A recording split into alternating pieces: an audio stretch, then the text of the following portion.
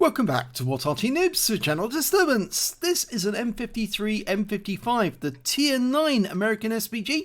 It's located on the south spawn of Steps, and it's under the command of Dunkel CSM Vit, which we will call Corey, because he actually told me his real name and said could I use his real name. And he's in the eve of destruction. Yes, it's a beautiful new skin that's come from Jazz. She does produce some absolutely beautiful skins, aren't they beautiful? Fantastic, look at that. Isn't that amazing? Got our logo on it as well. And, well, that's modelled after a real M55. Yes, this is the M55 with the 8-inch howitzer.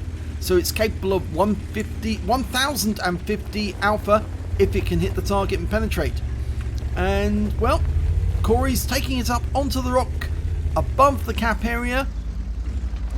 He's going to sit himself here and shoot at the enemy. He's found a whole bunch of enemy tanks to shoot at. He's loaded. He's ready to go. He's just sorting out his target now. Let's prove Klaus wrong. Yes, that shell went very close to that Object 430 and hit a bunch of the enemy in one shot. He's done 865 hit points of damage, 298 assist, and 826 of stun assist. My god, he did a lot of damage to that one shot alone.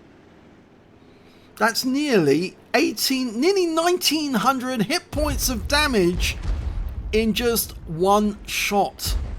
Okay, so he's lined up for the Udes and that T-54, but the Wizzy 120, well, he went in too deep and he's hit two tanks again with one shot.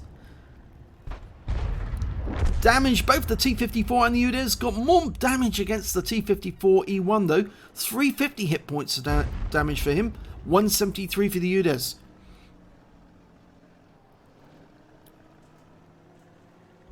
Now the M55 is based on the hull of a Patton tank that's been turned around so the engine's at the front instead of at the rear. And they built quite a few of these and they were used during the Vietnam War. Air transportable Arty. Oh, he's done it again. And he set fire to the Centurion Action 10 and blew him up. That's an arsonist. He actually set fire to the Centurion and watched him burn. He didn't carry a premium fire extinguisher and he just went up like a Roman candle there, I'm afraid. Yep, sorry. Your game is over. You met Corey. 436 hit points of damage from the fire alone. And, well, the enemy's been rather stopped on that side of the battlefield, so Corey's going to pay attention to the other side. We've got a Malshan over there. Oh, and no, they're grouping together again. And we've got an Object 140 and an Udes. Now, I think that Corey's going to go for the Udes. No, he's changed his mind because there's a Death Star there. 183mm gun, very dangerous, and he hits him right on the front. 374 and he picks up 750 stun assist afterwards as well. Corey's proving very, very deadly to the enemies on this side of the map.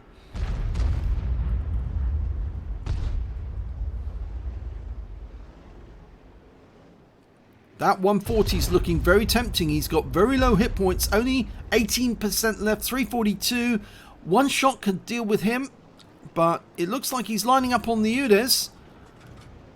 He's loaded, rounds out, and it lands short.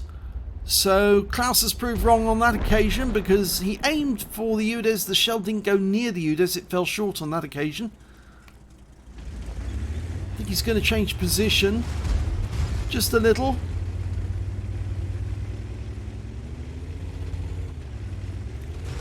Okay, that's good. It does help sometimes to change position. I must admit I do tend to stay in the same place. You want to avoid counter battery though, because if the enemy can actually look for the tracer, they sometimes can get the better of you. And that Batchat's making a thorough nuisance of himself in the centre channel. In fact, there's nobody to defend us except that T-54. We fire a round in and, well, did a fair bit of damage to that Batchat, so that's going to put a crimp on his day. We're going to need to move away though because the Batchat knows where we are now and he's more than likely going to pay a visit if he can. Udes is coming this way. He's taking damage from T-54. Okay, he's lining up on the Udes. He's poking his rear out from that rock. Hiding behind the rocks, no good when you're up against an Arty. Okay, lining him up. Ready to go. Rounds out. And he hits the rock face. Oh, frustration there by Corey. You can see that he shook the gun afterwards.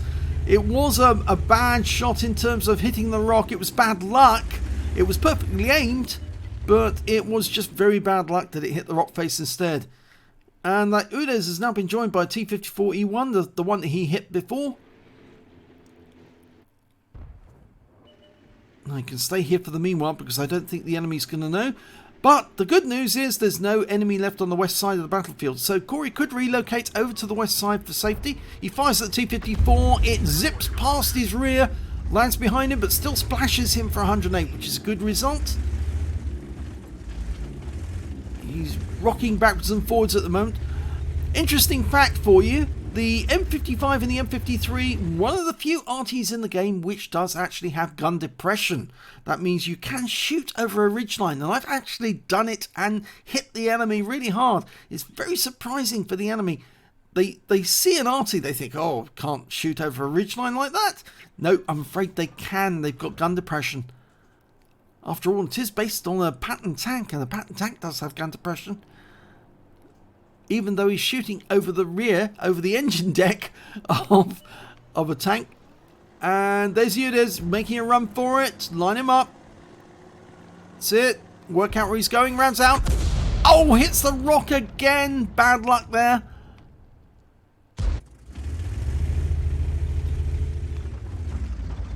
And some enemy have appeared. And it looks like it's the Batchat and the Waffenträger. And they've gone around. So they were located in the centre, but now they've come around. And Corey's going to have to defend himself now because that Batchat's just killed. He's just killed our mouse. So Waffenträger just further up there. He's auto-aimed on. Taking it off auto-aim. And he's loaded. And he put a big round into him. A penetrating shot. 1,091 hit points on the Waffenträger. Who's now very, very... well, badly damaged, and we've got a Jaegeru turning up to defend this corner. So the Tortoise is not alone. He's got Corey behind him, and he's got a Jaegeru turning up to do the damage. I don't think that Waffenträger is going to take more than one hit to take out the game now. This Object 140 is very badly damaged. The same one we saw on the other side of the battlefield, and it looks like they've abandoned the east side and they decided to come around the west side thinking it was empty. Or maybe they came round because they thought that there was a big threat from Corey's team on this side. And so they had to redeploy. Our forces are streaming up the east side of the map now. We've got a Standard B and a Leopard making their way up that side. But we still haven't killed that Object 140. There's only two tanks left on the enemy team. They're Arty, the 212A, and the Object 140. The Waffenträger was taken out. There he is, his wreck. We just passed it. Corey's loaded. Ready to go. It's a nice position. He can now attack the Arty. Now, is he up there? Or is he in the dip below? More than likely he'll hold on to his rounds for the moment. Oh, he just get a blind kill! And he took out the Object 140! And that's the end of the game! How did he work out he was there? I reckon he must have worked out, yes, where would a 140 go to defend that area of the map when he was all alone. And oh my god, he got a blind shot kill on the Object 140 to end the game. Let's have a look at the end of battle stats. It's an ace tanker for Dunkel CSM Vit, or Corey, in the M53 M55. He managed to get a bruiser medal for getting at least 5 critical hits. He got 19. An arsonist because he set fire to that Centurion Action 10 and he went up like a candle. And a Gore's medal for doing 10 times the hit points of his own vehicle in damage. And lastly, a Confederate because he hit more of the enemy than anyone else on his team. Just look at that list of them there. Yep, let's have a look at team score. 4,898 hit points of damage. It was the high score. He didn't get the high caliber for some reason, but he certainly was the high scorer on the game. The next high scorer was the Tortoise with 3,845, and after that it was the Batchat 25 ton who was very dangerous. 3,402 to him. When it came to kills, well, there's shared between the Jaegeru, The Leopard 1 and the Tortoise all got 3 kills apiece. Corey got 2. And when it came to base XP, it was the Tortoise who did the best. He got 1,295. Corey managed to get 1,187 base experience points. And the next high score after that was the Prototypo Standard B, who got 779. He fired only 12 rounds during that game. He got 5 direct hits and 1 penetration. I think that was the Waffenträger. He splashed damage on 14 and did damage of 4,898 hit points, and 3,807 of that was at more than 300 meters. And I think the close one was in fact actually the Waffenträger.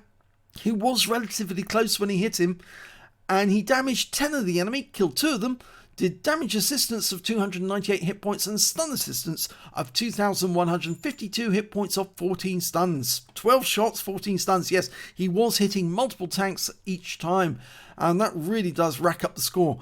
45,479 credits on a premium account, got 50,000 credits on top. That's the Veni Vidi Vici mission.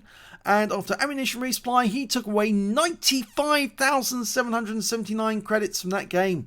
1,187 XP times 2 got 3,562. So a really good game. And in fact, he said it's the best Arty game he's had at all since the nerf. Yes, some of the Arty players are now getting back into their stride. Even though Wargaming tries to put us down, they can't repress us. We are just too interested in getting good games. And you're seeing great games from Arty players all over the battlefield. And we're putting them up on What Arty Noobs so you can see what they are like. If you enjoyed this game, please give it a like, do subscribe to our channel, hit the notification bell. We have new videos going up all the time. It'd be a pity if you miss one of the good ones.